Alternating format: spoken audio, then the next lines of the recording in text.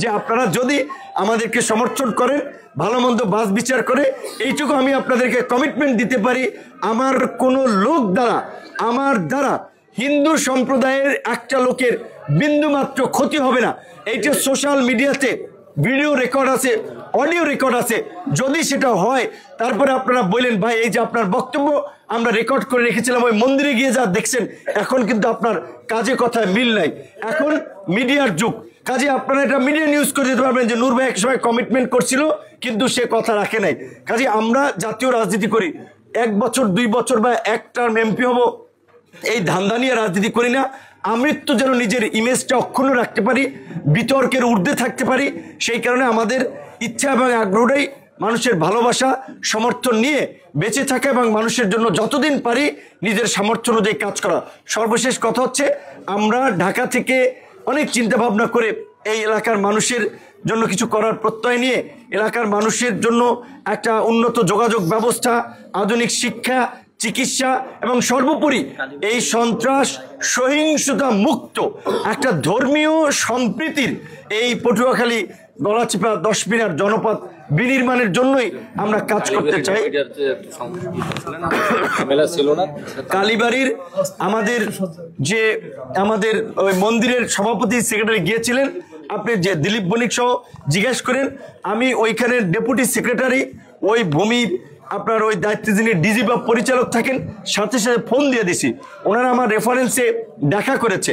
আমার কাছে যারাই গেছে, আমার দল, আমি রাজনীতি করি অল্প সময়ের জন্য, কাজে আমার দল করবে বা না করবে সেটা আমার কাছে মুখ্য বিষয় না। এলাকার বা মানুষ হিসেবে মানুষের উপকারের জন্য চেষ্টা করেছি, ভবিষ্যতেও করব। তবে একটা বিষয় হচ্ছে যে আমরা এত কাজ করার পরে এই যে আপনারা কষ্ট করে যে উপস্থিত থেকেছেন, আমার ভালো লেগেছে, এটা আমার প্রতি একটা সম্মান দেখেছেন। সুতরাং আপনাদের যদি এই ধরনের কোনো কাজ থাকে তখন তো আমি চক্ষু লজ্জা হলেও যে না এই লোকগুলো আমাকে ভালোবাসে, আমার জন্য মধ্যরাত পর্যন্ত অপেক্ষা করেছে, তাদের জন্য তো কিছু আমার করা দায়িত্ব।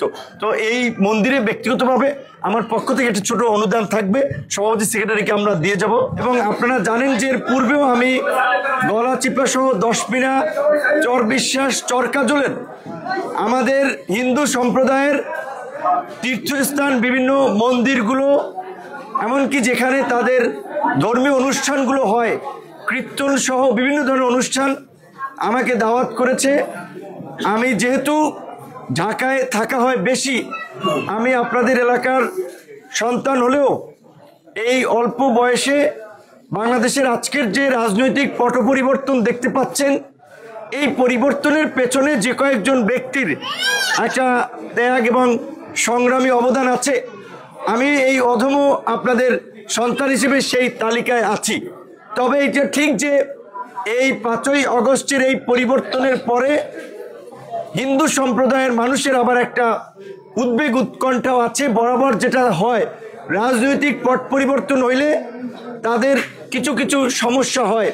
তবে আমি এই 5ই আগস্টের পরেও গলাচিপায় সভা সমাবেশে এবং স্বর্ণকার পট্টিতে ব্যবসায়ীদের সাথে দেখা করে পরিষ্কারভাবেই বলেছিলাম, আপনাদের যে কোনো সমস্যায় আমাকে যদি জানান, আমাকে এবং আমাদের দলের নেতৃবৃন্দকে পাশে পাবেন এবং আপনারা নির্ভয়ে আগের মতোই ব্যবসা বাণিজ্য ধর্ম কর্ম করবেন। একটা আমাদের সভাপতি আসছে, আসেন। বাংলাদেশ একটা গণতান্ত্রিক দেশ। এই দেশের নাগরিক হিসেবে হিন্দু, বৌদ্ধ, খ্রিস্টান, মুসলমান সকল মানুষের অধিকার আছে। সে বিপদগ্রস্ত হলে আইনের সহযোগিতা নেবে, তার সন্তানেরা শিক্ষা এবং চাকরির অধিকার ভোগ করবে, তারা স্বাধীনভাবে ধর্মকর্ম করবে। আশা করি যে এই গত 1 বছর প্লাস সময় 15 মাসেও আপনাদের কোনো অসুবিধা হয় নাই। আমার কাছে কেউ জানায় নাই, আমার কাছে জানিয়েছিল যেমন সরকারি মসজিদ এবং মন্দির সমান তালেই কিছু উন্নয়নের বরাদ্দ থাকে। যেই সমস্ত মন্দির 50 বছরে 5 পয়সাও পায় নাই, আমরা সেই সমস্ত মন্দিরেরও তালিকা করে ইতিমধ্যেই কিছু মন্দির মসজিদের নগদ অনুদান তারা পেয়েছে। কিছু পাইপলাইন আছে 3 লক্ষ টাকা করে, আমার ব্যক্তিগত পকেট থেকে না, সরকারি অনুদান আমি দেওয়ার একটা ব্যবস্থা করাইছি, আরও ভবিষ্যতেও পাবেন। তো আমি যেটি বলতে চাই যে আমরা একটা ঘটনা শুনেছিলাম, আমার কাছে বলেছিল একজন স্বর্ণকার ব্যবসায়ী হিন্দু, তার কাছ থেকে রাজনৈতিক পরিচয়ে কোনো দলের নেতা পয়সা নিয়েছিলেন, পরবর্তীতে সেটা তারা সামাজিকভাবে মিটমাট করেছে। না হলে আমরা বলেছিলাম আপনি যদি বলেন আমরা কেস করে হলেও আমরা সেই গুন্ডা মাস্তানকে ধরাবো। এবং এইটুকু আপনাদেরকে বলবো যে আপনারা নির্ভয়ে আপনারা ধর্ম কর্ম ব্যবসা বাণিজ্য করবেন, কাউকে তোয়াজ করে তোয়াক্কা করে 5 পয়সা চান্দাবাজ দিয়ে এগুলোকে প্রশ্রয় দিবেন না। বরঞ্চ আমরা যেমন আপনাদের পাশে আছি, আইন আদালত প্রশাসন আপনাদের পাশে আছে, সুতরাং কোনো মনের মধ্যে ভয়ভীতি রাখবেন না। এবং আমি আপনাদের এলাকার একজন তরুণ সন্তান হিসেবে আমি আপনাদের কাছে আশীর্বাদ চাই এবং সমর্থন চাই। আগামী জাতীয় সংসদ নির্বাচনে এই এলাকা থেকে আমি প্রার্থী হওয়ার আগ্রহ পোষণ করেছি এবং সিদ্ধান্ত নিয়েছি। কারণ হচ্ছে দুটো। একটা কারণ হচ্ছে আমার এই বয়সের তুলনায় আমার বয়সী ছেলে মেয়েরা চাকরির পেছনে ছোটে কিংবা ধরেন ঘুরে ফিরে, কিন্তু আমি আলহামদুলিল্লাহ এই অল্প বয়সে ঢাকা বিশ্ববিদ্যালয়ে 28 বছর পরে ডাকসু নির্বাচন হয়েছে। 28 বছর হয় নাই, কারণ প্রত্যেকটি রাজনৈতিক দল আতঙ্কে ছিল যে ডাকসু নির্বাচন হলে তাদের ক্ষমতার জন্য চ্যালেঞ্জ হতে পারে।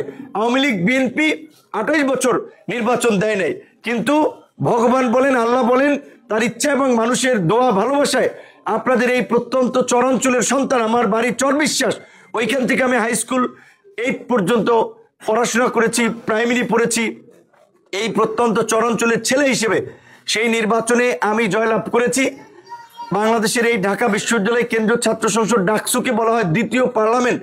তো এই দ্বিতীয় পার্লামেন্টের ভিপি হওয়ার সুবাদে দেশব্যাপী একটা পরিচিতি এবং এই বিগত সরকারের আমলে মানুষের অধিকার আদায়ে, ছাত্র থেকে শুরু করে গণমানুষের, হিন্দু মুসলিম বৌদ্ধ খ্রিস্টান, তাদের অধিকার আদায়ে রাজপথে সোচ্চার ছিলাম বিধায় পত্র পত্রিকা মিডিয়া কাভারেজের মাধ্যমে একটা জাতীয়ভাবে পরিচিতি হয়েছে। আপনাদের সম্প্রদায়ের লোক যদি থাকে, গোপালগঞ্জের ওরাকান্দি সম্প্রদায় থেকে শুরু করে সারা বাংলাদেশের রংপুর থেকে শুরু করে দিনাজপুর, পঞ্চগড়, এইদিকে খুলনা, হিন্দু কমিউনিটির লোকজনকেও জিজ্ঞাসা করলে দেখবেন তারা চেনে। অনেকের সাথে ওই অঞ্চলে সভা সমাবেশে গিয়ে দেখা হয়েছে, অনেকের সাথে ঢাকায় দেখা হয়েছে। কারণ আপনাদের এলাকার সন্তান হিসেবেও পরিচয়টা এলাকার মধ্যে সীমাবদ্ধ নাই। বাংলাদেশের যে কোনো জায়গায় গিয়ে যদি বলেন যে আমি ভিপি নূরের এলাকার লোক, মানুষ অন্তত একটা সম্মান করবে, ভালোবাসবে, একটা রেসপেক্ট দেখাবে। তো এইটা আপনাদের সন্তান হিসেবে আপনাদের ভালো লাগার, আপনাদের ভালোবাসার। আমরা আজকে জাতীয় পর্যায় থেকে নেতৃত্ব দেওয়ার কারণে, একটা দলের প্রধান হওয়ার কারণে আমাদের সাথে ওঠা বসা আলাপ আলোচনা হয় বিভিন্ন রাজনৈতিক দলের শীর্ষ নেতাদের। তো আমি যদি আপনাদের এই এলাকা থেকে জনপ্রতিনিধি হই, অন্যান্য অনেক নেতৃবৃন্দ আছে যারাও নির্বাচন করবে, তাদের প্রতি আমার ফুল রেসপেক্ট আছে, সম্মান আছে। কিন্তু একটা বাস্তবতা হচ্ছে তারা রাজনৈতিক অবস্থানগত দিক থেকে কেউ আমার অবস্থানের কাছাকাছি নয়।